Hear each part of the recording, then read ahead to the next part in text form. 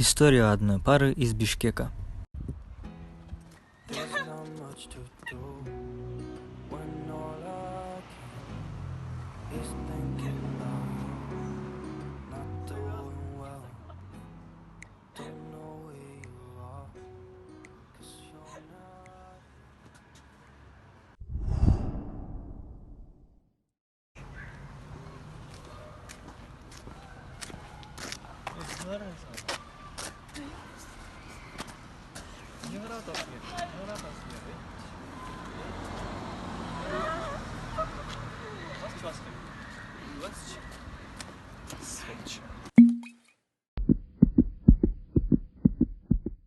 Здравствуйте, с вами команда Мегидиан Надежды. И в данной постановке мы хотели показать вам, с чем сталкивается каждая четвертая девушка в Кыргызстане после замужества.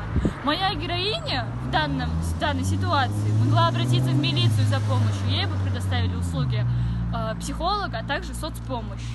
Но из-за того, что девушки в большинстве случаев подвержены стереотипам насчет того, что бьет, значит любят, ради детей ты должна оставаться в браке с тираном, или же просто из-за страха перед насильником.